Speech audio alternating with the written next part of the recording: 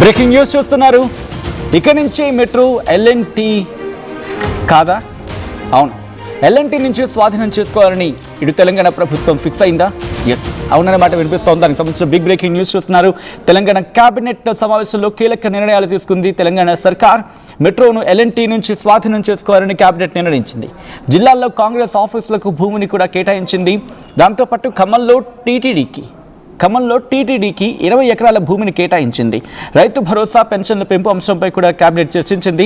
మహబూబాబాద్ జిల్లాలో జేఎన్టీయూ నిర్మాణానికి 70 ఎకరాలను కేటాయించింది తెలంగాణ సర్కార్. మార్చి 16 నుంచి 30 వరకు అసెంబ్లీ నిర్వహించాలని నిర్ణయించింది. మార్చి 16న సభలో గవర్నర్ ప్రసంగం ఉంటుంది. 17, 18న గవర్నర్ ప్రసంగానికి ధన్యవాద తీర్మానం ఉంటుంది. మార్చి 20న బడ్జెట్ ప్రవేశపెట్టబోతోంది. బడ్జెట్ ఆ రోజు ప్రవేశపెట్టనుంది తెలంగాణ ప్రభుత్వం. 2026-2027 ఆర్థిక సంవత్సరానికి బడ్జెట్ ప్రవేశపెట్టబోతుంది తెలంగాణ సర్కార్. ఆర్థిక శాఖ మంత్రిగా డిప్యూటీ ముఖ్యమంత్రి భట్టి విక్రమార్క ఈ ఆర్థిక సంవత్సరానికి సంబంధించి బడ్జెట్ను ప్రవేశపెట్టబోతున్నారు. ఈసారి సభకు 10 నుంచి 15 రోజులు కేటాయించే అవకాశం ఉంది. 10 నుంచి 15 రోజుల పాటు ఈసారి శాసన సభ నిర్వహించే అవకాశం ఉందంటూ కూడా చర్చ జరిగిందంటే అర్థం చేసుకోవచ్చు. Another big development, big breaking news చూస్తున్నారు. తెలంగాణ కేబినెట్ కీలక నిర్ణయం తీసుకుంది. మెట్రోను ఎల్ఎన్టీ నుంచి స్వాధీనం చేసుకోవాలని కేబినెట్ నిర్ణయించింది. జిల్లాల్లో కాంగ్రెస్ ఆఫీసులకు కూడా భూమిని కేటాయించింది. ఇటు ఖమ్మంలో టీటీడీకి, తిరుమల తిరుపతి దేవస్థానానికి 20 ఎకరాల భూమిని కేటాయించింది. రైతు భరోసా, పెన్షన్ల పెంపు అంశంపై కూడా కేబినెట్ చర్చించింది.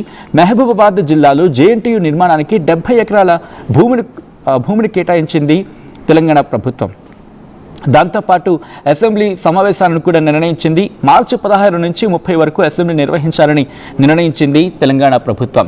మార్చి 16న సభలో గవర్నర్ ప్రసంగం ఉంటుంది. 17, 18న గవర్నర్ ప్రసంగానికి ధన్యవాద తీర్మానం కూడా ఉంటుంది. మార్చి 20న బడ్జెట్ ప్రవేశపెట్టబోతోంది తెలంగాణ ప్రభుత్వం. 2026-2027 ఆర్థిక సంవత్సరానికి బడ్జెట్ ప్రవేశపెట్టబోతున్నారు ఆర్థిక శాఖ మంత్రిగా డిప్యూటీ ముఖ్యమంత్రి భట్టి విక్రమార్క. ఈసారి సభను 10 నుంచి 15 రోజుల పాటు నిర్వహించే అవకాశం ఉంది అనేది వినిపిస్తున్నమాట. పూర్తి సమాచారం అందించేందుకు మా ప్రతినిధి మధు సిద్ధంగా ఉన్నారు. మధు దగ్గరికి వెళ్ళే ప్రయత్నం చేస్తున్నాను. మధు, తెలంగాణ ప్రభుత్వం అంటే తెలంగాణ కేబినెట్ ఈసారి ఎటువంటి నిర్ణయాలు తీసుకుంది? తెలంగాణ కేబినెట్లో ఎటువంటి అంశాలు చర్చకు వచ్చాయి? అండ్ పూర్తి డీటెయిల్స్ ఏంటి? ఎగ్జాక్ట్లీ సుదీర్ఘంగా కొనసాగినటువంటి కేబినెట్ సమావేశంలో కొన్ని కీలకమైనటువంటి నిర్ణయాలు తీసుకున్నారు.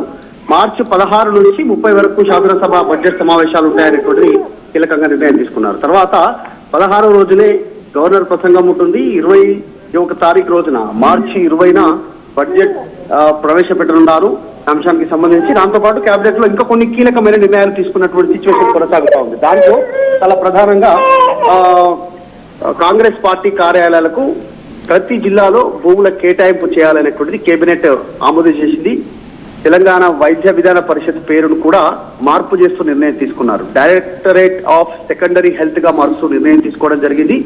ఇకపై ప్రభుత్వ పరిధిలోకి టీవీవీపీ ఉద్యోగులు కూడా ఉంటారు అనేటువంటి కీలక నిర్ణయం తీసుకున్నారు. ఇకపై హైదరాబాద్ మెట్రోను కూడా పూర్తి స్థాయిలో ప్రభుత్వం ఓవర్టేక్ చేసుకోవాలనేటువంటి నిర్ణయం తీసుకున్నారు. ఎల్ఎన్టీ నుంచి పూర్తిగా స్వాధీనం చేసుకుని ప్రభుత్వ హ్యాండ్ ఓవర్ లోకి తీసుకున్నారు. ప్రభుత్వ హయాంలో జరగనుంది మెట్రోకు సంబంధించినటువంటి నిర్వహణ. ఖమ్మంలో టీటీడీకి ఒక 20 ఎకరాల భూముల కేటాయింపు చేయాలనేటువంటి నిర్ణయంతో పాటు మహబూబాబాద్ జిల్లా గుమ్మడూరులో దీనికి సంబంధించి జేఎన్టీయూ కాలేజీ నిర్మాణానికి 70 ఎకరాల కేటాయింపు చేసి కూడా నిర్ణయం తీసుకోవడం జరిగింది. ఇక్కడితోటే కాదు, ఇంకా కొన్ని కీలకమైనటువంటి నిర్ణయాల్లో ప్రభుత్వం నిర్దేశించినటువంటి ఏదైతే జనగణన సెన్సెస్ ఏదైతే ఉందో 2027 నుంచి మళ్ళీ కేంద్ర ప్రభుత్వం నుంచి జరగబోయేటువంటి సెన్సెస్ సంబంధించిన విషయంలో రాష్ట్ర ప్రభుత్వం ఏర్పాట్లపైన కూడా మంత్రివర్గంలో కీలకంగా నిర్ణయం తీసుకున్నారు.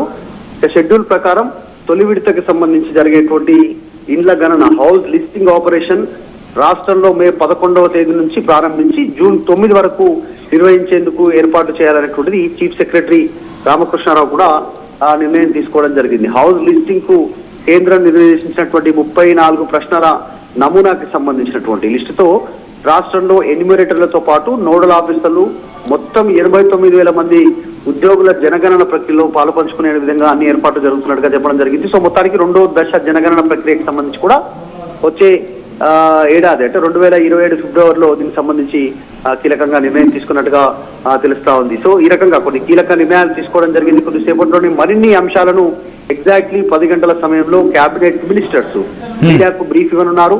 ఇంకే అంశాలు కీలక అంశాలు చర్చకు వచ్చాయి, వాటిని రాష్ట్ర ప్రభుత్వం క్యాబినెట్ లో ఏమి చర్చించింది, వాటన్నిటి కూడా త్వరలోనే కొద్దిసేపట్లోనే మరింత బ్రీఫ్ లో మరింత వివరంగా మంత్రులు వివరించనున్నారు. Alright, thanks for the update Madhu. మొత్తంగా అయితే మాత్రం తెలంగాణ ప్రభుత్వం కొన్ని కీలక నిర్ణయాలు తీసుకుంది. ఈరోజు కేబినెట్ భేటీలు తెలంగాణ ప్రభుత్వం రైతు భరోసాకి ఒకసారి రైతు భరోసా గురించి మాట్లాడుకునే ప్రయత్నం చేద్దాం మధు. రైతు భరోసాపై ఎటువంటి క్లారిటీ ఇచ్చే ప్రయత్నం చేస్తోంది తెలంగాణ ప్రభుత్వం అనేది ఒకసారి మాట్లాడుకునే ప్రయత్నం చేద్దాం.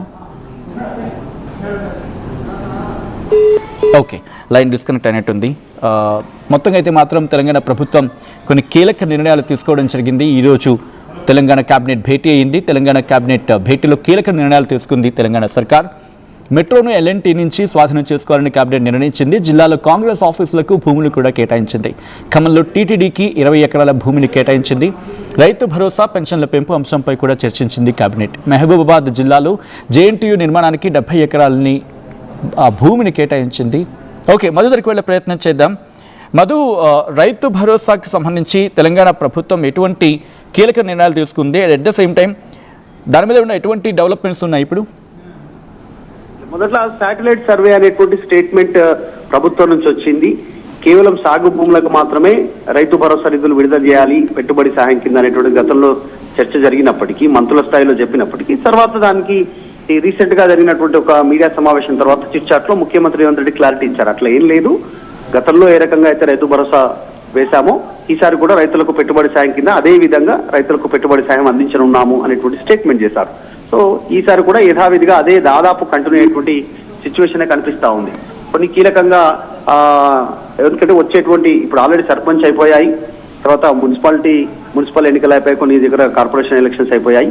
నెక్స్ట్ ఎంపీడీసీ, జెడ్పీడీసీ, తర్వాత నెక్స్ట్ జిహెచ్ఎంసీ ఎన్నికలకు నిర్వహణకు వెళ్తా ఉంది. సో ఇట్లాంటి మూమెంట్ లో కొత్తగా ప్రయోగం చేసేటువంటి అవకాశం ఉండకపోవచ్చు. మొన్న మాట్లాడినటువంటి తీరును కనుక చూస్తే కేబినెట్ లో కూడా దీని గురించి కీలకంగానే నిర్ణయం తీసుకున్నట్టుగా కనిపిస్తా ఉంది.